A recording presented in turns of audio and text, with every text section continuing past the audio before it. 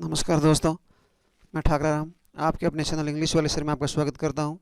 और आज मैं आपको जो हमारा एक इंग्लिश रूपी भवन है उसकी जो नींव है उसको मैं आज बताने जा रहा हूं। यानी जिस प्रकार से हमारा जो भवन होता है उसकी अगर नींव अच्छी होती है तो हमारा मकान है वो भी अच्छा होता है। तो उसी प्रकार से अगर आपको इंग्लिश सीखनी है तो इंग्लिश का जो हमारा बेस है वो मजबूत होना चाहिए, वो मैं आज आपको बताने जा रहा हूँ।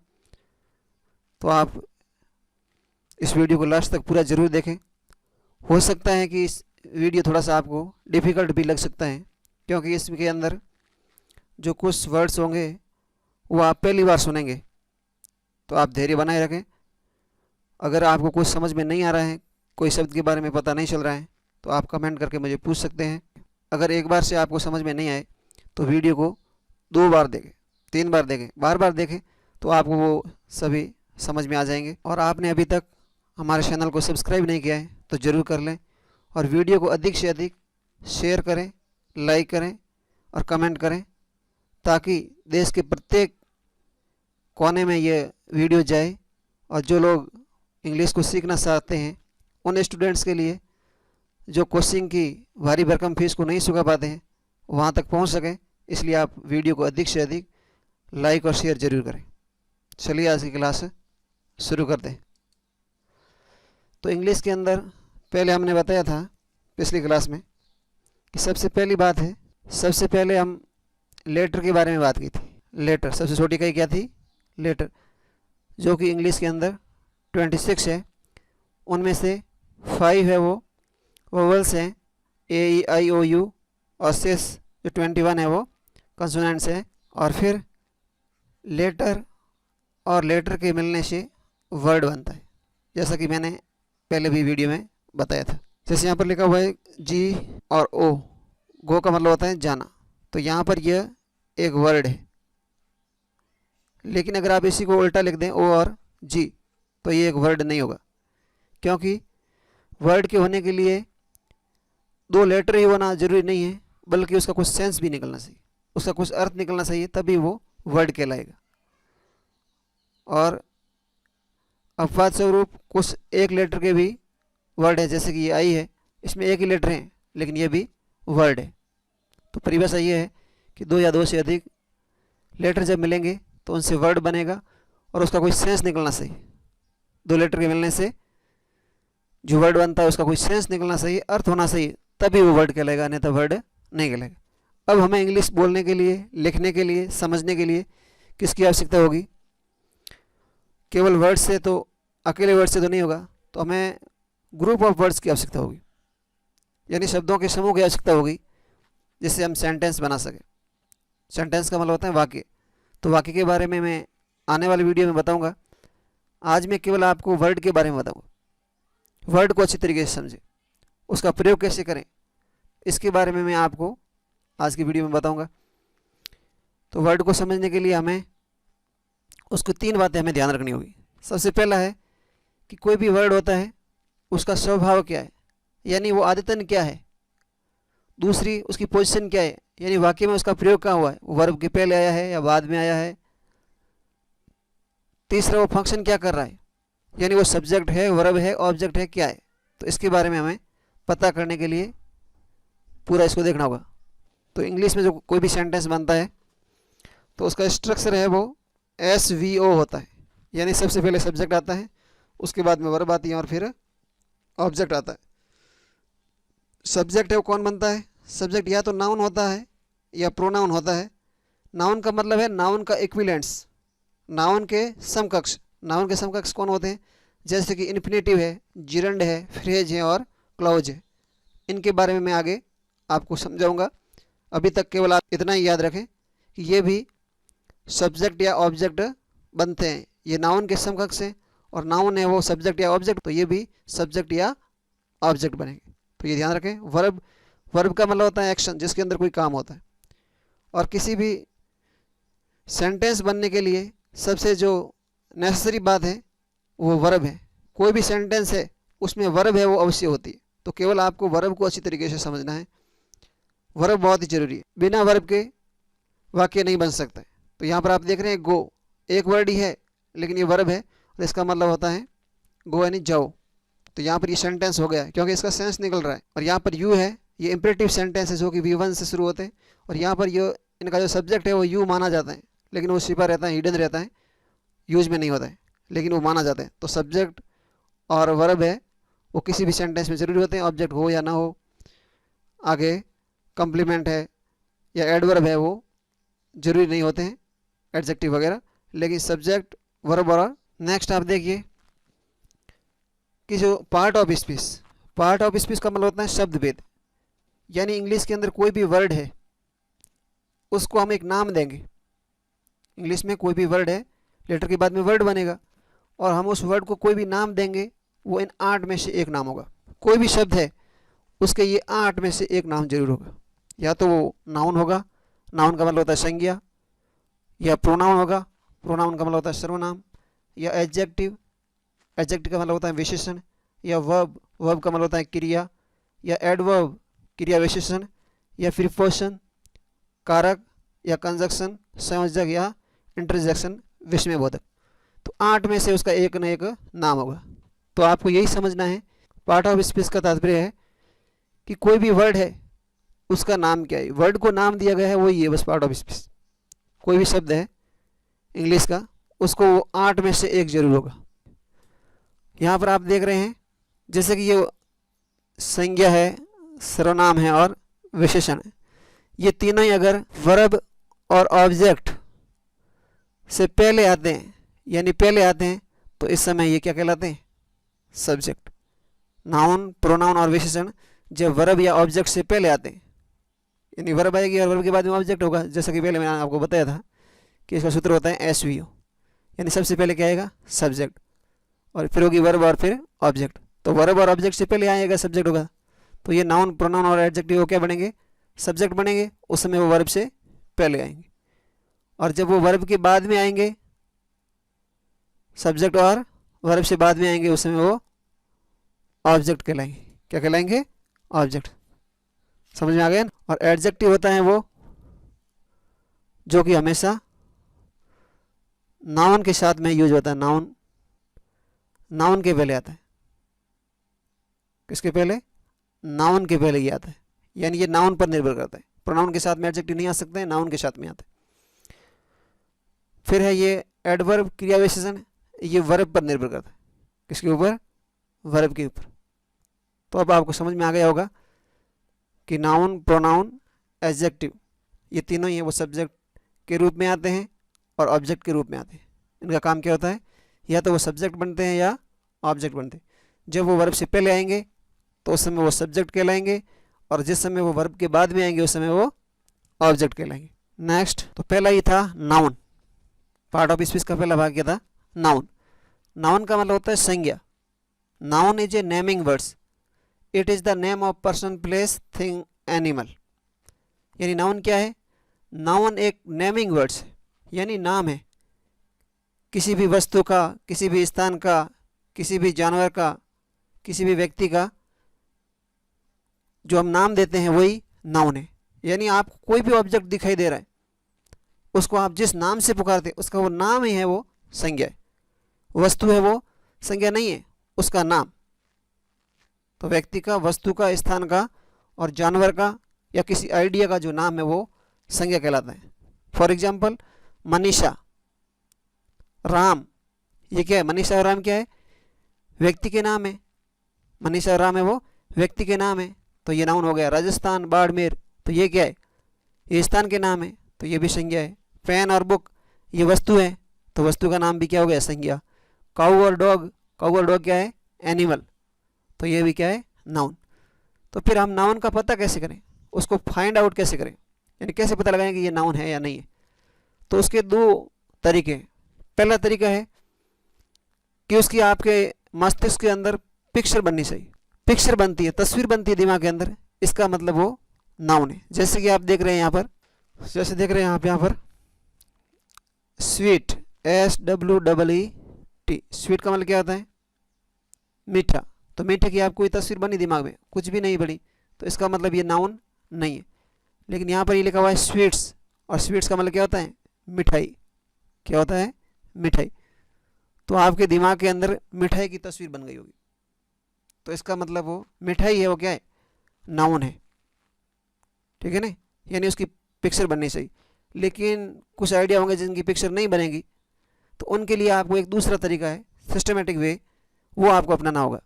सिस्टमेटिक वे क्या है कि उसमें आप हु, होम और वाट से प्रश्न करेंगे और उसके जो जवाब में होगा वो हमेशा क्या होगा, नाउन ही होगा। यानी आप हु यानी कौन है ऐसा प्रश्न करेंगे और उसके जवाब में जो आएगा तो वो हमेशा क्या होगा, नाउन होगा। अगर होम से कोई प्रश्न करें, होम यानी किन्हें, वाट यानी क्या, तो इनसे आप जो प्रश्न पूछेंगे और इसका जो जवाब मिलेगा वो हमेशा क्या होगा, नाउन ही होगा। तो ये दो तरीके नाउन को पता लगाने कि कोई भी सेंटेंस के अंदर नाउन कौन है उसका पता करना है, तो हु, होम और वाट से आपको क्वेश्चन करना है, वो नाउन पता चल जाएगा। तो हिंदी में कोई भी सेंटेंस है, जैसे कि राम एक पुस्तक पढ़ता है, तो यहाँ पर राम क्या है, कर्ता, यानी राम यहाँ पर सब्जेक्ट है, नाउन है, सब्जेक्ट है। और एक पुस्तक है वो क्या है, कर्म या ऑब्जेक्ट है। और पढ़ता है क्या है, क्रिया, जिसे वर्ब कहते हैं। कर्ता यानी सब्जेक्ट और कर्म यानी ऑब्जेक्ट और क्रिया यानी वर्ब। तो राम के लिए राम आ गया, एक पुस्तक के लिए एक बुक आ गया, पढ़ता है के लिए रीड्स आ गया। तो इन सभी के लिए इंग्लिश इस तरीके से बनी, यानी राम के लिए राम हो गई स्पेलिंग, और पुस्तक के लिए बुक हो गया, और पढ़ता है के लिए रीड्स हो गया। लेकिन ये सेंटेंस है वो सही नहीं। क्यों नहीं है सही, उसका स्ट्रक्चर है वो सेंज है, उसकी जो रचना है वो अलग है। तो उसमें क्या होता है, उसमें सबसे पहले सब्जेक्ट आता है, फिर वर्ब आती है और फिर ऑब्जेक्ट आता है, यानी इसे कहते हैं SVO। तो ये आपको ये SVO याद रखना। इंग्लिश के अंदर कोई भी सेंटेंस बनाना है तो ये स्ट्रक्चर होगा, सबसे पहले सब्जेक्ट आएगा, फिर वर्ब आएगी और फिर ऑब्जेक्ट आएगा।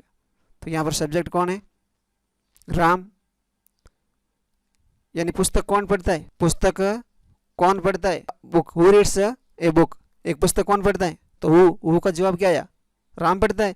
तो राम क्या हो गया, नाउन हो गया और सब्जेक्ट भी हो गया। दूसरा है राम क्या पढ़ता है, वाट, राम क्या पढ़ता है, तो वाट से what does Ram read, what does Ram read. तो इसके जवाब में क्या होगा, राम क्या पढ़ता है, तो राम एक पुस्तक पढ़ता है, तो इसका आंसर क्या हो गया, ए बुक। तो ये भी क्या हो गया, ए बुक है, वो नाउन हो गया। तो इस तरीके से आपको नाउन के बारे में पता करना है। फिर है नाउन के फंक्शन क्या होते हैं, यानी कि नाउन हम क्यों पढ़ रहे हैं, नाउन हमारे काम क्या आएगी। तो नाउन के दो फंक्शन होते हैं, यानी नाउन है वो दो काम करती है। क्या काम करती है, पहला काम है वो सब्जेक्ट बनती है, क्या काम करती है, सब्जेक्ट, और दूसरा काम है ऑब्जेक्ट। तो सब्जेक्ट किसका, वर्ब का, इससे पहले क्या है वर्ब, और ये वर्ब से पहले आ गई तो ये वर्ब का यहाँ पर सब्जेक्ट हो गई। तो जब भी नाउन है वो वर्ब से पहले आती है उस समय वो सब्जेक्ट का काम करती है। ध्यान रखना आप कि नाउन है जब वर्ब से पहले आती है तो वो सब्जेक्ट का काम करती है, यानी उस काम को, जैसे राम प्लेज यानी राम खेलता है, तो कौन खेलता है, राम। तो कौन का जवाब क्या हो गया, राम, और जो कि सब्जेक्ट है।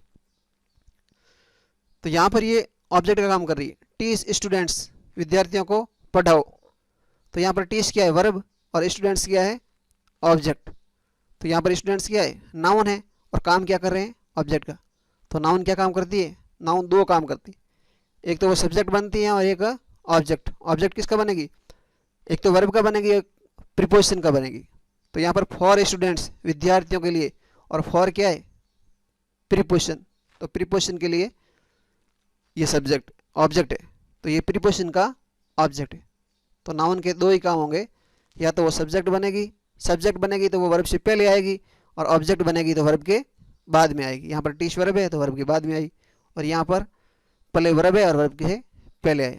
तो नाउन जब पहले आता है तो उसमें वो सब्जेक्ट होता है, और जब वो वर्ब के बाद में आता है तो ऑब्जेक्ट होता है। जैसे Ram bot a book for Shyam, Ram ने श्याम के लिए एक पुस्तक खरीदी।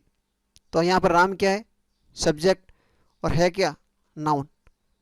फंक्शन यानी कार्य है वो सब्जेक्ट का कर रही है, और उसका पार्ट ऑफ स्पीच है वो नाउन है। बॉट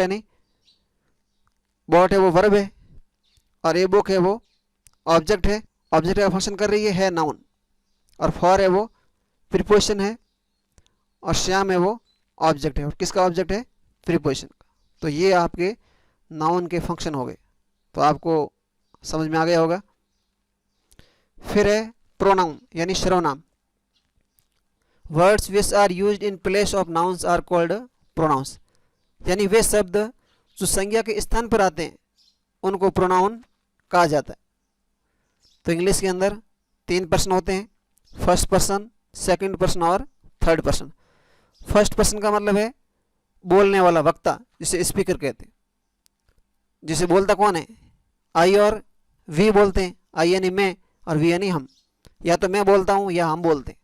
तो हमेशा स्पीकर होता है, जो बोलने वाला होता है वो फर्स्ट पर्सन होता है, वक्ता होता है। और उसको सुनता कौन है? हमेशा सेकंड पर्सन सुनता है। तो सेकंड पर्सन है वो यू होता है।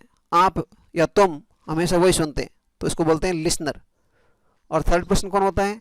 एब्सेंटी, यानी वो वहाँ पर उपस्थित नहीं होता है, अनुपस्थित रहता है, जिसके बारे में आप बात करते। तो किसके बारे में बात करेंगे? या तो ही के बारे में, शी के बारे में, या इट के बारे में। तो ये 3 पर्सन हो गए, फर्स्ट पर्सन, सेकंड पर्सन और थर्ड पर्सन। फर्स्ट पर्सन में आई और वी की फॉर्म में आती है। आई और वी से बनने वाले प्रोनाउन आएंगे। सेकंड पर्सन में यू से बनने वाले प्रोनाउन आएंगे। और थर्ड पर्सन में ही से बनने वाले प्रोनाउन आएंगे। फिर इनका, इसमें आई है वो सिंगुलर है, फर्स्ट पर्सन में आई सिंगुलर है और वी है वो प्लूरल है। सेकंड पर्सन में यू है जो कि सिंगुलर और प्लूरल दोनों होता है, कॉमन होता है। और ही, सी और इट है वो सिंगुलर होते हैं और दे है वो प्लूरल होता है। फिर ये है जो सब्जेक्ट है, आई, माई, माइन, मी। आई, माई, माइन और मी। तो आई यहाँ पर क्या है? सब्जेक्ट, यानी ये जो प्रोनाउन दिए हैं वो हमेशा सब्जेक्ट बनते हैं, यानी ये हमेशा वर्ब से पहले आएंगे। ही, आई, यू, ही, सी, इट, ये हमेशा वर्ब से पहले आएंगे। जैसे देख रहे हैं ना आप यहाँ ही से, ही, तो यहाँ पर पहले आएंगे, यानी सब्जेक्ट से पहले ये जगह खाली है तो यहाँ पर ही आएगा, या आई आएगा, यू आएगा, वी आएगा या दे आएगा। तो ये सब्जेक्टिव रूप है। और यहाँ पर ये पॉजेसिव, माई या माइन, यानी यहाँ अधिकारवाचक है। माइन है वो कभी सब्जेक्ट नहीं बन सकता। ये जो माई है वो पॉजेसिव एडजेक्टिव है, इसके बाद में कोई ना कोई नाउन आएगी। ये योर, हिज, हर और इट्स, ये सभी क्या है? पॉजेसिव एडजेक्टिव है। पॉजेसिव एडजेक्टिव है क्योंकि ये अकेले नहीं आएंगे, इनके साथ में कोई ना कोई नाउन आएगी। जैसे माई बुक, माई स्कूल, तो माई बुक, बुक क्या है? नाउन है, तो माई के साथ में बुक आएगा, यानी माई के बाद में कोई ना कोई नाउन आएगी। माई अकेला कभी नहीं आ सकता। समझ में आ गया होगा आपको। ये माइन, योर्स, हिज, हर्स और नो पॉजेसिव, यानी इट का पॉजेसिव होता नहीं है। तो ये प्रोनाउन है, ये पॉजेसिव प्रोनाउन है, ये पॉजेसिव एडजेक्टिव है। तो इनके बाद में, लेकिन ये कभी सब्जेक्ट नहीं बन सकते। माइन, योर्स, हिज, हर्स, ये कभी भी वर्ब से पहले नहीं आ सकते, क्योंकि ये सभी क्या है? प्रोनाउन तो है, लेकिन ये पॉजेसिव प्रोनाउन है, और पॉजेसिव प्रोनाउन है वो कभी सब्जेक्ट नहीं बन सकते। फिर है ऑब्जेक्ट, यानी ये ऑब्जेक्ट के रूप में आएंगे। मी, यू, हिम, हर और इट, यानी ये वर्ब के बाद में आएंगे, क्योंकि ऑब्जेक्ट का स्थान कहाँ होता है? वर्ब के बाद में होता है, तो इसलिए हमेशा वर्ब के बाद में आएंगे। तो यहाँ पर आपको देख सकते हैं यू, सब्जेक्ट भी यू होता है और ऑब्जेक्ट भी यू होता है। तो कैसे पता चलेगा कि यह सब्जेक्ट है या ऑब्जेक्ट है? यानी अगर वो वर्ब से पहले आया है तो इसका मतलब वो सब्जेक्ट है, और वर्ब के बाद में आया तो वो ऑब्जेक्ट। फिर है वी, वी है वो प्लूरल होता है और ये सब्जेक्ट होता है, और दे है वो भी सब्जेक्ट होता है। ये दोनों प्लूरल होते हैं, बहुवचन संज्ञा के लिए आएंगे। और इसका अवर और अवर्स यानी हमारा, देयर और देयर्स उनका, अस यानी हमें या हमको, और देम यानी उन्हें। तो यहाँ पर आप देख रहे हैं अवर है वो पॉजेसिव एडजेक्टिव है, यानी इसके बाद में कोई नाउन आएगा। अवर से वो पॉजेसिव प्रोनाउन है जो कि सब्जेक्ट नहीं बनेगा, ऑब्जेक्ट ही बनेगा। और देयर है वो पॉजेसिव एडजेक्टिव है, इसके बाद में कोई नाउन आएगी। और देयर से वो पॉजेसिव प्रोनाउन है जो कि हमेशा ऑब्जेक्ट ही बनता है, सब्जेक्ट नहीं बन सकता। जैसे यहाँ पर देख रहे हैं he is going to market, तो यहाँ पर ही क्या है? प्रोनाउन है। ही क्या है? प्रोनाउन है, यानी ये ही क्या है? एक वर्ड है, और इस वर्ड का नाम क्या है? प्रोनाउन। यहाँ पर आई एम ए टीचर, तो यहाँ पर आई क्या है? प्रोनाउन है। और यू आर लर्नर्स, तो यहाँ पर यू क्या है, प्रोनाउन है। तो ये आप देख रहे हैं। नेक्स्ट है कि प्रोनाउन है वो क्या काम आता है, उसके फंक्शन क्या है, कार्य क्या है। तो प्रोनाउन के भी नाउन की तरह ही दो कार्य होते हैं। एक तो वो सब्जेक्ट बनता है, तो सब्जेक्ट बनेगा उस समय वो वर्ब से पहले आएगा, क्योंकि वो नियम आपको बताया था सब्जेक्ट वर्ब ऑब्जेक्ट वाला फॉर्मूला। तो सबसे पहले क्या होता है, सबसे पहले आपको क्या बताया था, सब्जेक्ट वर्ब और ऑब्जेक्ट। तो ये वर्ब है और वर्ब से पहले जब आएगा तो उस समय वो क्या हो जाएगा, प्रोनाउन है वो, क्योंकि सब्जेक्ट कौन बनता है, या तो नाउन या प्रोनाउन। सब्जेक्ट कौन बनता है, नाउन या प्रोनाउन। तो जब वो वर्ब से पहले आएगा उस समय वो सब्जेक्ट होगा, प्रोनाउन है वो। अगर वर्ब से पहले है तो वो सब्जेक्ट कहलाएगा, और वर्ब के बाद में होगा उस समय वो ऑब्जेक्ट कहलाएगा। तो टी शायर ने उसे पढ़ाओ, तो यहाँ पर हर क्या है, ऑब्जेक्ट, प्रोनाउन है। और किसका ऑब्जेक्ट, वर्ब का, फॉर अस, हमारे लिए। तो यहाँ पर फॉर क्या है, प्रीपोजिशन, और ये प्रीपोजिशन का ऑब्जेक्ट। तो नाउन और प्रोनाउन के दो फंक्शन होते हैं, दो ही काम होते हैं, या तो वो सब्जेक्ट बनते हैं या ऑब्जेक्ट बनते हैं। सब्जेक्ट बनेंगे तो किसके सब्जेक्ट, वर्ब के सब्जेक्ट, और ऑब्जेक्ट बनेंगे तो किसके ऑब्जेक्ट, वर्ब के ऑब्जेक्ट या प्रीपोजिशन के object. I bought it for you. तो आई यहाँ पर क्या है, प्रोनाउन है, और काम क्या कर रहा है, सब्जेक्ट बन रहा है। बॉट वर्ब है और इट भी प्रोनाउन है, और यहाँ पर क्या काम कर रहा है, ऑब्जेक्ट है, ऑब्जेक्ट का कार्य कर रहा है।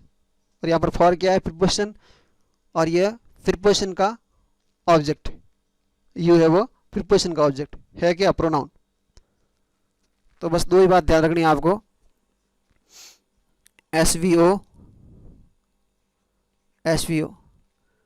सब्जेक्ट है वो हमेशा कौन बनेगा, नाउन या प्रोनाउन, और ऑब्जेक्ट भी कौन बनेगा, नाउन या प्रोनाउन। तो नाउन का भी वर्ग क्या होता है, सब्जेक्ट बनना, और प्रोनाउन का भी वर्ग क्या होता है, सब्जेक्ट बनना। और नाउन है वो ऑब्जेक्ट भी होता है, और प्रोनाउन है वो भी ऑब्जेक्ट होता है। यानी नाउन और प्रोनाउन है वो सब्जेक्ट और ऑब्जेक्ट बनते हैं हमेशा। जब वो वर्ब से पहले आएंगे तो उस समय वो सब्जेक्ट होंगे, और जिस समय वो वर्ब के बाद में आएंगे उस समय वो ऑब्जेक्ट होंगे। तो ये एक बात याद कर लें बिल्कुल, क्या बात है, नाउन और प्रोनाउन जब वर्ब से पहले आएंगे, वर्ब से पहले, तो उस समय वो सब्जेक्ट होंगे, और नाउन या प्रोनाउन जब वर्ब के बाद में आएंगे तो उस समय वो ऑब्जेक्ट होंगे। तो बस दो ही। फिर है एडजेक्टिव। एडजेक्टिव का मतलब होता है विशेषण। Words which are used to say something extra about nouns and pronouns are called adjective. यानी वे शब्द जो नाउन्स के बारे में या प्रोनाउन के बारे में, संज्ञा या सर्वनाम के बारे में हमें कुछ एक्स्ट्रा जानकारी देते हैं, अतिरिक्त जानकारी देते हैं, तो वो एडजेक्टिव कहलाते हैं। एडजेक्टिव दो प्रकार के होते हैं, एक होता है एट्रीब्यूटिव और दूसरा होता है प्रीडेक्टिव। एट्रीब्यूटिव और प्रीडेक्टिव, ये यूज के आधार पर, उसके प्रयोग के आधार पर दो प्रकार है। जैसे यहाँ पर लिखा हुआ I have a blue pen, कैसा पेन, ब्लू पेन। तो यहाँ पर ये पेन के पहले आया है, तो पेन क्या है, नाउन, और नाउन से पहले आया है, और नाउन की विशेषता बता रहा है। तो नाउन की जो विशेषता बताता है वो क्या होता है, एडजेक्टिव होता है। कैसा पेन, ब्लू पेन, यानी पेन के बारे में वो हमें एक्स्ट्रा जानकारी दे रहा है, अतिरिक्त जानकारी दे रहा है। और जब भी वो नाउन के बारे में कोई एक्स्ट्रा जानकारी देता है वो क्या होता है, एडजेक्टिव होता है। तो ये यहाँ पर एडजेक्टिव है। और जब भी एडजेक्टिव नाउन से पहले आएगा उस समय उसका जो यूज है वो क्या होता है, एट्रीब्यूटिव यूज होता है। यहाँ पर लिखा हुआ दिस पेन इज ब्लू, ये पेन है वो ब्लू है, कैसा है, ब्लू है। तो यहाँ पर ये पेन की विशेषता बता रहा है, दिस पेन नाउन की विशेषता बता रहा है, लेकिन ये नाउन के साथ में नहीं है, ये इसको कंप्लीट करने के लिए बताए, ये कंप्लीमेंट है, पूरक है। दिस पेन और ब्लू है वो एक दूसरे के, ब्लू है वो दिस पेन का कंप्लीमेंट है, उसको पूरक कर रहा है। दिस पेन इज, ये पेन है, क्या है, उसको कंप्लीट सेंस नहीं दे रहा है, तो इसलिए कंप्लीट करने के लिए ब्लू है। और है क्या, ये एडजेक्टिव है। तो जब एडजेक्टिव अकेला हो, उसके साथ में नाउन नहीं हो, तो उस समय उसको क्या कहते हैं, प्रीडेक्टिव यूज कहते हैं। तो दो प्रकार, आई हैव ए वाइट काउ, मेरे पास में एक सफ़ेद गाय है। कैसी गाय है, सफ़ेद। तो ये काउ क्या है, नाउन, और नाउन कैसी है, नाउन की ये क्या जानकारी दे रहा है, वाइट, यानी सफ़ेद गाय। तो गाय के बारे में एक्स्ट्रा जानकारी दे, नाउन के बारे में अतिरिक्त जानकारी दे रहा है, तो इसलिए ये वाइट क्या है यहाँ पर, एडजेक्टिव। अगर आप उस एडजेक्टिव को हटा देते हैं तो भी कुछ फ़र्क नहीं पड़ता है। अगर वो प्रेडिक्टिव नहीं है, अगर उसका प्रिडिक्टिव यूज नहीं है तो आप उसको हटा सकते हैं, तो भी वाक्य पर कोई प्रभाव नहीं पड़ेगा। जैसे अगर वो नाउन से पहले आ रहा है तो उसको हटा दें तो भी, यहाँ पर आई हैव ए काउ लिख दें तो भी इससे कोई फर्क नहीं पड़ेगा। फिर दिस इज ए बुक, तो यहाँ पर बुक एक नाउन है और नाउन से पहले ये आया है एक पुस्तक, तो कोई भी आर्टिकल जब लगता है नाउन के पहले तो वो भी क्या है, एडजेक्टिव होता है। और ब्यूटीफुल ही, ब्यूटीफुल एडजेक्टिव है लेकिन साथ में ही आ गया, ही क्या है, प्रोनाउन, तो ये साथ में कभी नहीं आ सकता। यानी जो एडजेक्टिव होता है वो कभी भी प्रोनाउन के साथ में यूज नहीं होता है। नेक्स्ट है वर्ब। वर्ब का मतलब होता है words which are use to express an action और स्टेट आर कॉल्ड वर्ब्स। यानी वे शब्द जो कि कोई एक्शन को बताते हैं या स्टेट को बताते हैं। एक्शन का मतलब होता है क्रिया, कोई कार्य, और स्टेट का मतलब होता है स्थिति। तो जिसके अंदर कोई या तो कोई कार्य हो रहा होता है या कोई स्थिति होती, कार्य नहीं होता है उसमें, उसके बारे में बताया जाता है, तो वो वर्ब कहलाती। तो वर्ब है, उसके प्रकार कितने होते हैं, मुख्यतः वो सब प्रकार है जो विभिन्न आधारों के आधार पर है। इसके अलावा भी कुछ प्रकार हो सकते हैं, लेकिन जो मोटे मोटे तौर पर है उन्हीं को ही मैंने यहाँ पर बताया। अकॉर्डिंग टू ऑब्जेक्ट, यानी ऑब्जेक्ट के अनुसार है वो वर्ब कितनी होती है, कैसी होती है। नंबर के अनुसार, नंबर का मतलब है वचन। अकॉर्डिंग टू वॉइस, वॉइस का मतलब होता है वॉश, उसके अनुसार वर्ब कितने प्रकार की होती है। अकॉर्डिंग टू फंक्शन, यानी कार्य के अनुसार वर्ब कितने प्रकार की होती है। अकॉर्डिंग टू फॉर्म, यानी जो फॉर्म होती है, रूप होता है वर्ब का, उसके अनुसार वर्ब कितने प्रकार की होती है। वर्ब ऑफ इनकम्प्लीट प्रेडिक्शन, यानी जो इनकम्प्लीट प्रेडिक्शन होता है, अपूर्ण, उसके आधार पर है वर्ब वो कैसी होती है। तो ये सब प्रकार है, उसके आधार पर वर्ब बताई गई हैं। इसके अलावा भी वर्ब के कुछ प्रकार हो सकते हैं, तो वो आगे आएंगे, उसमें बताते रहेंगे। जैसे फाइनाइट, नॉन फाइनाइट, वो इसमें नहीं आएंगे लेकिन वो आगे आ जाएंगे इस तरीके से। तो द लेटर इज राइटन, तो यहाँ पर लिखा हुआ है इज और written. The letter is written, तो इज क्या है, हेल्पिंग वर्ब है, और रिटन है वो मैन वर्ब है। और दोनों ही क्या है, दोनों को क्या कहेंगे, वर्ब। ये सब्जेक्ट और ये वर्ब। तो जो सूत्र होता है ना SVO, तो ये सब्जेक्ट हो गई, ये वर्ब, ये पूरा भाग इज और राइटन दोनों को क्या कहेंगे, मिलाकर वर्ब कहेंगे। और अकेले पूछे इज क्या है, तो इज है वो हेल्पिंग वर्ब है, और जो रिटन है वो मैन वर्ब है। Cow is a useful animals, तो यहाँ पर इज क्या है, इज वैसे हेल्पिंग वर्ब होता है, लेकिन जब हेल्पिंग वर्ब अकेला आता है, उसके साथ में कोई मैन वर्ब नहीं होती, उस समय वो हेल्पिंग वर्ब है वो खुद ही मैन वर्ब होता है। तो यहाँ पर इज है वो मैन वर्ब है, यहाँ पर ये हेल्पिंग वर्ब नहीं है, और यहाँ पर helping verb. He plays football, यहाँ पर प्लेज है वो क्या है, मैन वर्ब है। और आई कैन टीच इंग्लिश, तो यहाँ पर कैन क्या है, मॉडल वर्ब है, इसका नाम दिया हुआ है मॉडल। और मॉडल वर्ब किस में आती है, हेल्पिंग वर्ब, यानी एक तरीके से ये हेल्पिंग वर्ब ही है। और टीच है वो मैन वर्ब है।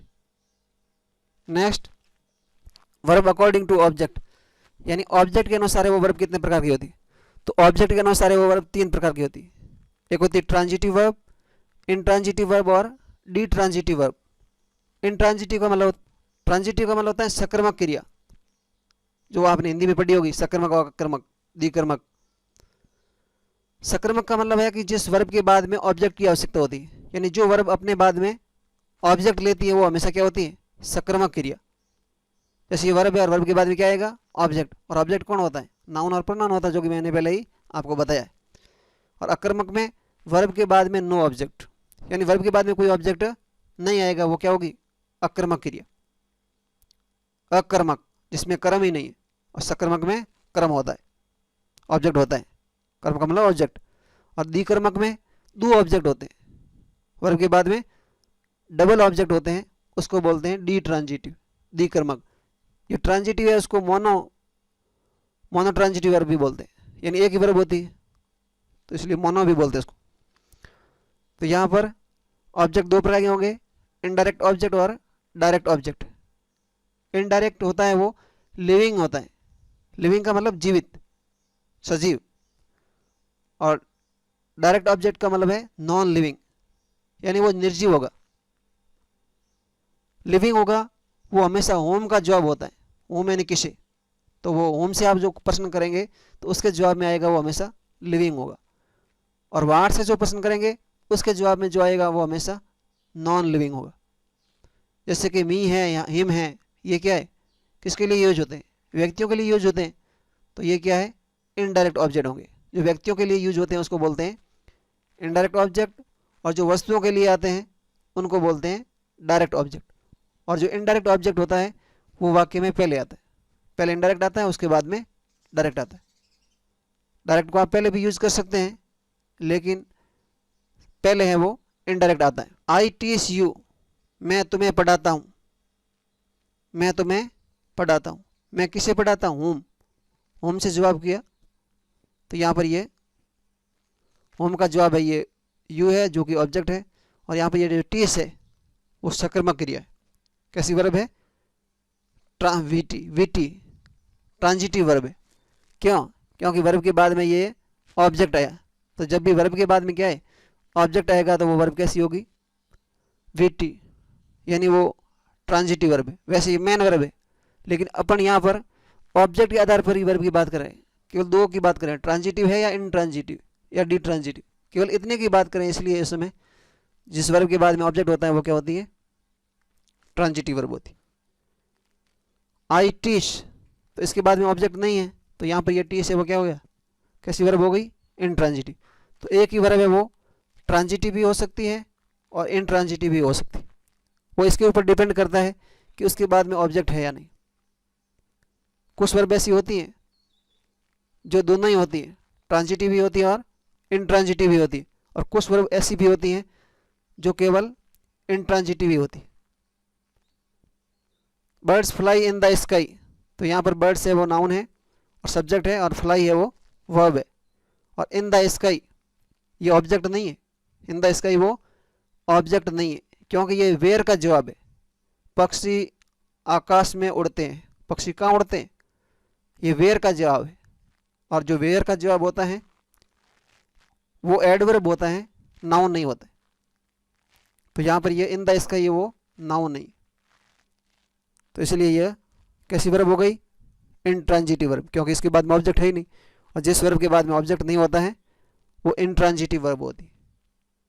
और वर्ब और प्रीपोजिशन आएगा, वर्ब के बाद में अगर प्रीपोजिशन है यहाँ पर इन है जैसे, तो ये वर्ब कैसी कहलाएगी, इनट्रांजिटिव वर्ब होगी, यानी जिस वर्ब के बाद में प्रीपोजिशन आता है और वर्ब के बाद में अगर आर्टिकल आया है तो वो वर्ब कहलाएगी transitive. I teach you English, तो यहाँ पर ये वर्ब है जो टीच है वो यहाँ पर क्या है, डी ट्रांजिटिव वर्ब है। क्यों, क्योंकि इसके बाद में दो ऑब्जेक्ट आएंगे, यू भी आया है और इंग्लिश भी है, ये डबल ऑब्जेक्ट है, और यू है वो होम का जवाब है।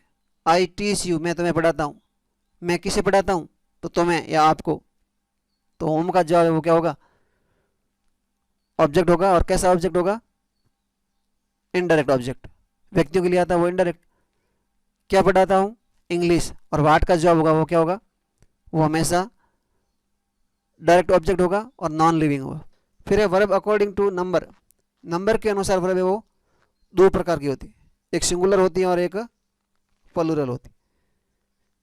जैसे यहाँ पर गोज और रीड्स लिखा हुआ है, रीड्स और गोज, और यहाँ पर लिखा हुआ है गो और रीड, तो जो वर्ब होती है वो अपने मूल रूप में हमेशा क्या होती है, प्लूरल होती है, और वर्ब के साथ में एस या एस लगेंगे तो वर्ब क्या हो जाएगी, सिंगुलर।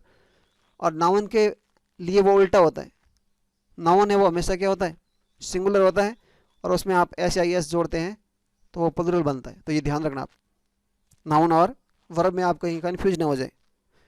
जो नाउन होता है, नाउन का मतलब संज्ञा, तो उसमें आप एस या एस जोड़ोगे तो वो क्या बनेगा, प्लूरल बनेगा, लेकिन वर्ब में एस या एस जोड़ने से क्या होगा, वर्ब है वो सिंगुलर बनेगी। और जिस भी वर्ब के लास्ट में एस हो वो हमेशा सिंगुलर होती है, कोई भी वर्ब चाहे वो हेल्पिंग वर्ब हो या प्लूरल हो। जैसे कि ये इज है या हैज है या डज है या गोज है, इन सभी में आप देख लीजिए पीछे क्या आया हुआ है, एस है, और एस है जिसके पीछे वो हमेशा क्या होती है, सिंगुलर, और सिंगुलर में भी एस होता है और यहाँ पर इनके बी पीछे क्या है, एस। तो ये याद रख सकते हैं आप, याद रखने का एक तरीका है। जिस वर्ब के पीछे एस होता है वो हमेशा सिंगुलर होती है। क्यों? क्योंकि सिंगुलर में भी पहला अक्षर क्या होता है, एस। तो ये याद रखें, ठीक, समझ में आ गया होगा। नेक्स्ट है verb according to voice. Voice के आधार पर, वॉइस का मतलब होता है वाच्य, active voice and passive voice. ये अलग से आपको वीडियो में बताऊंगा, लेकिन अभी मैं केवल इतना ही बता रहा हूँ कि वॉइस के आधार पर वर्ब है वो दो प्रकार की होती है। एक्टिव वॉइस में वर्ब की कोई भी फॉर्म आ सकती है, V1 V2 V3 V4 V5, यानी वर्ब की कोई भी फॉर्म आ सकती है। लेकिन पैसिव में हमेशा ओनली वर्ब की थर्ड फॉर्म आएगी। Next, verb according to function, यानी कार्य के अनुसार वर्ब कितने प्रकार की होती है। तो कार्य के अनुसार वर्ब है वो दो प्रकार की होती है, मैन वर्ब और हेल्पिंग वर्ब। मैन वर्ब को प्रिंसिपल वर्ब भी बोलते हैं, ऑर्डिनरी, ऑर्डिनरी हो गए, ऑर्डिनरी, ऑर्डिनरी, ऑर्डिनरी वर्ब बोलते हैं, और उसको बॉस भी बोलते हैं, बॉस वर्ब। और हेल्पिंग वर्ब को एक्सिलरी वर्ब भी बोलते हैं। जो मैन वर्ब होती है उसकी हमेशा फॉर्म होती है, V1 होती है, V2 होती है और V4 होती है। ऑर्डिनरी वर्ब की फॉर्म होती है, जैसे गो, वेंट, गॉन, गोइंग और टू गो। ये क्या है, मैन वर्ब है। वो मैन वर्ब है जिसके अंदर कोई एक्शन होता है वो मैन वर्ब होती है, जिसमें कोई कार्य होता है वो मैन वर्ब होती है। और हेल्पिंग वर्ब को दो भागों में बांटा गया, हेल्पिंग वर्ब को दो भागों में बांटा गया। एक होती है हेल्पिंग वर्ब प्राइमरी, और एक होती है मॉडल्स। क्या होती है, मॉडल्स। तो ये हेल्पिंग वर्ब के दो भाग है। और यहाँ पर ये वर्ब के दो प्रकार, वर्ब के दो प्रकार कौन कौन से, मैन वर्ब और हेल्पिंग वर्ब। वर्ब के दो प्रकार कौन से हो गए, मैन वर्ब और हेल्पिंग वर्ब, मैन वर्ब और हेल्पिंग वर्ब। और फिर हेल्पिंग वर्ब के दो प्रकार हो गए, एक प्राइमरी और दूसरी मॉडल। प्राइमरी प्रेजेंट में होती है वो डू और डज, एम, इज और आर, हैज और हैव। पास्ट में होती है डिड, वाज और वर, हैड, और फ्यूचर में होती है शैल और विल। और मॉडल होती है वो can, could, shall, should, will, would, may, might, must, ought to, dare, need और यूज्ड टू। यानी ये टोटल इस तरीके से होती है। और यहाँ पर आप देख रहे हैं एडजस्टमेंट वर्ब, बी, बीइंग और बीन, ये एडजस्ट करने के लिए होती है, दोनों के बीच में आती है, हेल्पिंग वर्ब की और मैन वर्ब के बीच में आएगी, और उनका एडजस्टमेंट बिठाने के लिए आती है। जैसे कि मॉडल वर्ब के बाद में हमेशा वर्ब की फर्स्ट फॉर्म आती है, लेकिन अगर कोई दूसरी वर्ब यूज करनी है तो उस समय आप मॉडल के बाद में किसका प्रयोग करोगे, बी का प्रयोग करोगे। दूसरी वर्ब या दूसरा कुछ भी यूज करना है, कोई भी दूसरा वर्ड, तो उस समय आप V1 को छोड़ के कुछ भी, क्योंकि मॉडल वर्ब के बाद में हमेशा V1 आती है, और V1 को छोड़ के आप मॉडल वर्ब के बाद में कुछ भी यूज करना चाहते हो तो उस समय आपको इन एडजस्टमेंट वर्ब को यूज करना पड़ेगा। ही इज स्टडिंग, तो इज है वो हेल्पिंग वर्ब है, और स्टडिंग है वो मैन वर्ब। इज क्या है, हेल्पिंग वर्ब, और स्टडिंग मैन वर्ब। और यहाँ पर इज है वो मैन वर्ब है, क्योंकि मैंने आपको पहले ही बताया था कि जब भी हेल्पिंग वर्ब वो अकेला ही होता है, जब वो मैन वर्ब के साथ में आएगा उस समय तो उसकी हेल्प करने के लिए आए तो वो हेल्पिंग वर्ब कहलाएगा, और जब वो अकेला आएगा उस समय वो मैन वर्ब कहलाएगा। यू कैन डू इट, और यहाँ पर कैन क्या है, डू है वो मैन वर्ब है, और कैन है वो हेल्पिंग वर्ब है। क्या है, हेल्पिंग वर्ब, और हेल्पिंग वर्ब के अंदर मॉडल क्या है, हेल्पिंग वर्ब तो है ही क्योंकि ये इसकी हेल्प करने के लिए है, अकेला नहीं आ सकता है। और मॉडल वर्ब वो कभी अकेला नहीं आता, उसके साथ में हमेशा V1 आती है। और ये हेल्पिंग वर्ब होता है जो प्राइमरी एक्सिलरी, वो अकेली आ सकती है, लेकिन मॉडल वर्ब कभी अकेले नहीं आ सकती, इसके साथ में वर्ब आएगी, मैन वर्ब आएगी। नेक्स्ट है verb according to form, form के अनुसार, यानी वर्ब की जो फॉर्में होती है, रूप, V1 V2 V3 V4 V5, 5 रूप होते हैं। कितने होते हैं, वर्ब के 5 फॉर्म होते हैं, V1 V2 V3 V4 और V5। जैसे गो, वेंट, गॉन, गोइंग और टू गो। तो ये 5 रूप हो गए, ये V1, ये V2, V3, V4 और V5। तो ये आपको तीनों याद करने पड़ते हैं, और स्वतः है वो V1 के साथ में ING लगा देते तो स्वतः रूप हो जाता है, और 5वां है वो V1 के आगे अगर 2 लगा देते तो वो 5वां रूप बन जाता है। तो ये तीनों आपको फॉर्म में याद करनी पड़ेगी, जो भी जितनी भी वर्ब है उनकी ये वर्बें आपको याद करनी पड़ेगी। तो इसमें 2 प्रकार होते हैं, एक वीक वर्ब होता है और एक स्ट्रांग वर्ब होता है। वीक वर्ब को रेगुलर वर्ब बोलते हैं और स्ट्रांग वर्ब को इर्रेगुलर वर्ब बोलते हैं। वीक का मतलब होता है कमजोर और रेगुलर का मतलब होता है नियमित। स्ट्रांग का मतलब होता है मजबूत और इरेगुलर का मतलब होता है अनियमित। वीक मतलब कमजोर, जैसे V2 और V3 है वो दोनों सेम होगी। जैसे यहाँ पर लिखा हुआ है वॉश, वॉश्ड, वॉश्ड, तो V2 और V3 दोनों ही एक जैसी है, यानी उनमें कोई फर्क नहीं है। तो इसका मतलब ये क्या है, वीक है। कैसी वर्ब है, फॉर्म के आधार पर ये वीक वर्ब है, या इसको बोलते हैं रेगुलर, यानी नियमित आ रही है, सेकंड फॉर्म और थर्ड फॉर्म एक जैसी आ रही है, इसलिए रेगुलर है। क्या है, रेगुलर है और वीक है। और यहाँ पर V2 और V3 है वो सेम नहीं होती हैं, तो उनको बोलते हैं स्ट्रॉन्ग। जैसे ईट, एट, ईटन, तो यहाँ पर तीनों ही फॉर्म इसके अलग है, सेकंड फॉर्म और थर्ड फॉर्म दोनों ही वो अलग है, सेम नहीं है, तो इस समय ये स्ट्रॉन्ग है। और इरेगुलर का मतलब अनियमित है, एक जैसी नहीं आ रही, तो इसलिए क्या हो गई है, अनियमित। तो ये इसके प्रकार है। फिर है verb according to incomplete prediction, यानी सब्जेक्ट कंप्लीमेंट के रूप में जब आती है या वो ऑब्जेक्ट कंप्लीमेंट के रूप में आती है।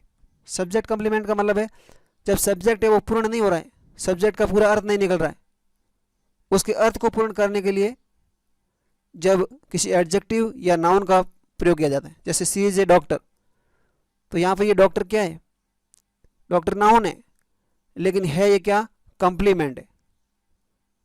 ये क्या है, कंप्लीमेंट। सी को ये पूरक कर रहा है, सी और डॉक्टर है वो एक ही है, तो ये इसका पूरक हो गया, ये ऑब्जेक्ट नहीं होगा, क्योंकि ये इसका अर्थ को पूर्ण करने के लिए इसका प्रयोग हुआ है। सी लुक्स हैंडसम, सी लुक्स हैंडसम, ये ड उच्चारण नहीं होता इसका, इसको पढ़ते हैं हैंडसम। तो यहाँ पर भी ये लुक्स है वो, ये मेन वर्ब नहीं होके इन वर्ब को बोलते हैं लिंकिंग वर्ब। क्या बोलते हैं, लिंकिंग वर्ब।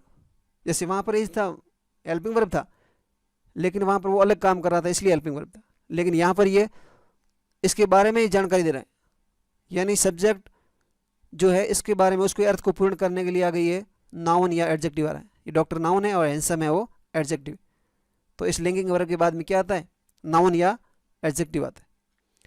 यहाँ पर सी थॉट हिम ए फूल, तो यहाँ पर ये ए फूल है वो इसका पूरक है, इस हिम का। हिम क्या है, ऑब्जेक्ट। हिम क्या है, ऑब्जेक्ट, कर्म। और हिम और ए फूल है वो क्या है, दोनों एक ही है, एक ही व्यक्ति है। तो ये इसके हिम के अर्थ को पूर्ण करने के लिए एक फूल का प्रयोग है, जो कि क्या कहलाएगा, ऑब्जेक्ट कंप्लीमेंट। सी थॉट हर अट्रैक्टिव, तो ऑब्जेक्ट कंप्लीमेंट के रूप में भी कौन आएगा, या तो नाउन आएगी या फिर एडजेक्टिव आएगा। अट्रैक्टिव आएगी वो एडजेक्टिव है, हर और एडजेक्टिव है वो दोनों ही एक ही है। समझ में आ गया होगा। यानी जो ऑब्जेक्ट को पूर्ण करता है, ऑब्जेक्ट को अर्थ को पूर्ण करता है, वो ऑब्जेक्ट कंप्लीमेंट। कंप्लीमेंट का मतलब होता है पूरक, उसको पूरा करता है, उसके अर्थ को पूरा करता है। और सब्जेक्ट कंप्लीमेंट का मतलब है सब्जेक्ट को पूरा करता है, सब्जेक्ट के बारे में जानकारी दे रहा है। सी और डॉक्टर है वो एक ही है। Next adverb. एडवर्ब का मतलब होता है क्रिया विशेषण। Words which are used to add something to the meaning of a verb and adjective और another adverbs are called adverbs. यानी वे शब्द जो वर्ब की या एडजेक्टिव की या दूसरे एडवर्ब की मीनिंग में कुछ जोड़ते हैं वो एडवर्ब कहलाते हैं। यानी वर्ब यानी क्रिया, एडजेक्टिव का मतलब है विशेषण। क्रिया विशेषण या दूसरी जो कोई क्रिया विशेषण है उसके मीनिंग को कुछ अर्थ देते हैं, वो क्रिया विशेषण कहलाते हैं। I answered the question quickly, तो यहाँ पर क्विकली क्या है, एडवर्ब है, क्योंकि ये किसकी विशेषता बता रहा है, आंसर्ड की। और आंसर्ड क्या है, वर्ब। मैंने तेजी से जवाब दिया, क्विकली। कैसे जवाब दिया, तो यहाँ पर क्विकली, तो ये वर्ब की विशेषता बता रहा है, इसलिए हो गया adverb. Ram is very intelligent, Ram बहुत ही इंटेलिजेंट है, तो यहाँ पर इंटेलिजेंट क्या है, एडजेक्टिव है, और एडजेक्टिव की विशेषता बता रहा है, उसके बारे में कुछ मीनिंग में ऐड कर रहा है, तो यहाँ पर ये एडवर्ब है वो क्या है, वेरी है वो क्या है, एडवर्ब है। He runs very fast, he runs very fast, तो यहाँ पर वेरी है वो क्या है, एडवर्ब है, और ये फास्ट है वो भी एडवर्ब है। तो ये एडवर्ब की वापस मीनिंग को विस्तृत कर रहा है। प्रीपोजिशन यानी संबंधवाचक शब्द, words which are used with noun और pronoun to create relationship with other words, यानी वे शब्द जो नाउन या प्रोनाउन का वाक्य के अंदर दूसरे शब्दों से संबंध बताते हैं वो संबंधवाचक शब्द कहलाते हैं, प्रीपोजिशन कहलाते हैं। जैसे a goat is grazing the tree, एक बकरी है वो पेड़ सर रही है, तो यहाँ पर इसका सेंस नहीं निकल रहा है, तो इसलिए यहाँ पर a goat is grazing under the tree, एक बकरी है वो पेड़ के नीचे सर रही है, तो यहाँ पर ये अंडर क्या हो गया, प्रीपोजिशन हो गया। तो यहाँ पर ये द ट्री है वो नाउन और एक गॉट है दूसरे शब्द है, इनके आपस में रिलेशन को जोड़ती है, दोनों का आपस में जो रिलेशन है, संबंध है, उसको जोड़ती है। तो प्रीपोजिशन क्या करते हैं, नाउन या प्रोनाउन का दूसरे नाउन या प्रोनाउन से संबंध बताते हैं, और प्रीपोजिशन के बाद में हमेशा कोई नाउन आता है। नेक्स्ट कंजक्शन, कंजक्शन का मतलब है कनेक्टिंग वर्ड्स, जोड़ने वाले शब्द, या जिसको संयोजक भी बोलते हैं। Words which are used to join words और सेंटेंस आर कॉल्ड कंजक्शंस, यानी शब्द जो दो शब्दों को या दो वाक्यों को जोड़ने के काम आते हैं उनको कंजक्शन कहते हैं। तो कंजक्शन किसे कहते हैं, यानी वे शब्द जो दो शब्दों को जोड़ते हो या दो वाक्यों को जोड़ते हैं। जैसे Ram and Shyam are good friends, तो यहाँ पर इसने राम एंड श्याम, राम और श्याम क्या है, दो वर्ड है और इनको आपस में जोड़ रहा है, एंड, तो एंड यहाँ पर क्या हो गया, conjunction. He is rich but माइजर, तो यहाँ पर ही इज रिच और ही इज माइजर, ये दो सेंटेंस है, तो दोनों को आपस में जोड़ रहे हैं बट, तो यहाँ पर बट क्या है, कंजक्शन। तो यहाँ पर दो शब्दों को जोड़ रहे हैं और यहाँ पर दो वाक्यों को जोड़ रहे हैं। फिर है इंटरजेक्शन, विस्मयादिबोधक अवयव, words which are used to express some sudden feeling such as surprise, anger, regret, joy are called interjection, यानी वे शब्द जो हमारी सडन फीलिंग को बताते हैं, यानी जो हमारे अकस्मात जो भाव प्रकट होते हैं उनको बताते हैं, वो इंटरजेक्शन कहलाते हैं। जैसे कि हमारा सरप्राइज हो, आश्चर्य हो, एंगर हो, गुस्सा हो, रिग्रेट पछताव हो, जॉय खुशी हो, तो ये अचानक आने वाले हमारे भाव हैं, इनको जो बताता है वो इंटरजेक्शन कहलाता है। अल्लास माई फ्रेंड इज नो मोर, हाय मेरा दोस्त नहीं रहा, तो यहाँ पर दुख का भाव है अल्लास में। We have won the match, वह हम मैच जीत गए, तो यहाँ पर खुशी का भाव है। तो ये अल्लास और हुर्रे है वो क्या है, इंटरजेक्शन है, विस्मयादिबोधक अवयव, ये विस्मय बता दे। इसके अलावा भी ये 8 पार्ट ऑफ स्पीच है, इसके अलावा भी इंग्लिश में कुछ बातें होती हैं वो हमें सीखनी है। जैसे कि टेंस, टेंस 3 होंगे, प्रेजेंट, पास्ट और फ्यूचर, तो ये भी किसी न किसी प्रकार से वर्ब से ही रिलेटेड है, यानी यहाँ पर वर्ब का ही प्रयोग है, कुछ भी नहीं है। टेंस में भी केवल आपको वर्ब को समझना है, वर्ब का ही प्रयोग है। पीछे जो आपको बताया है वो वर्ब अच्छी तरीके से आपने ये समझ लिया तो ये भी आसानी से हो जाएगी। मॉडल्स, तो वो भी वर्ब ही है। Voice, active voice and passive voice, तो ये भी वर्ब से जुड़े हुए हैं। नॉन फाइनाइट, यानी जो कि सब्जेक्ट के अनुसार बंदे नहीं होते, जिनका सब्जेक्ट से कुछ लेना देना नहीं होता है। इन्फिनेटिव, तो 2 + V1, जैसे टू रीड, ये इन्फिनेटिव है। जिरंड, यानी वर्ब की चौथी फॉर्म है, जैसे रीडिंग, वो जिरंड के रूप में होती है। पार्टिसिपल 3 प्रकार के होते हैं, प्रेजेंट, पास्ट और परफेक्ट। प्रेजेंट पार्टिसिपल V4 होता है, पास्ट पार्टिसिपल है वो V3 होता है, और परफेक्ट पार्टिसिपल है वो हैविंग + V3 होता है, जैसे हैविंग गॉन। इसके अलावा सब्जेक्ट वर्ब एग्रीमेंट, यानी सब्जेक्ट सिंगुलर है तो वर्ब भी सिंगुलर आएगी, सब्जेक्ट प्लूरल है तो वर्ब भी प्लूरल आएगी, तो ये भी सीखना पड़ेगा। तो सब्जेक्ट है वो कौन बनेगा, नाउन या प्रोनाउन, तो नाउन या प्रोनाउन पढ़ेंगे, उससे में हम सीख लेंगे कि वो नाउन या प्रोनाउन है वो सिंगुलर है या प्लूरल, वो ध्यान रखना बस उसका ही। सीक्वेंस ऑफ टेंस, यानी टेंसों का क्रम, पहले अगर प्रेजेंट है या फ्यूचर है तो बाद में कोई भी टेंस आ सकता है अगले सेंटेंस में, अगले क्लॉज में, और पहले पास्ट है तो अगले क्लॉज में पास्ट ही आएगा, वो बताएंगे। क्वेश्चन टैग्स, यानी पुष्यल पर्सन। फ्रेज एंड क्लॉजेज, ये भी वाक्यांश और उपवाक्य, आगे मैं वीडियो में बताऊंगा। नरेशन, वर्णन, डायरेक्ट एंड इनडायरेक्ट स्पीच जिसको बोलते हैं, तो ये भी कहीं ना कहीं वर्ब से रिलेटेड है। और दूसरे होंगे डिटर्मिनर्स, जिसमें आर्टिकल, डेमोनिस्ट्रेटिव संकेतवाचक, पॉजेसिव अधिकारवाचक, और दूसरे जो कुछ होंगे वो सभी इसके अलावा जो हमारी जानकारी होगी वो इसमें पढ़ेंगे। आज की क्लास यहीं पर समाप्त होती है। आई होप ये वीडियो आपको पसंद आया होगा। अगर पसंद आया है या आपकी इंग्लिश सीखने में कुछ हेल्प हुई है तो वीडियो को अधिक से अधिक शेयर करें, लाइक करें, कमेंट करें। और आपका कोई भी प्रश्न है, अगर ये आज समझ में नहीं आया है तो आप कमेंट ज़रूर करें। और ये आज की क्लास है वो आपके इंग्लिश सीखने की नींव है। अगर ये आपने अच्छी तरीके से सीख लिया तो आगे आने वाले जो सारे ग्रामर हैं वो आसानी से समझ में आएगी। Thanks for watching, have a nice day.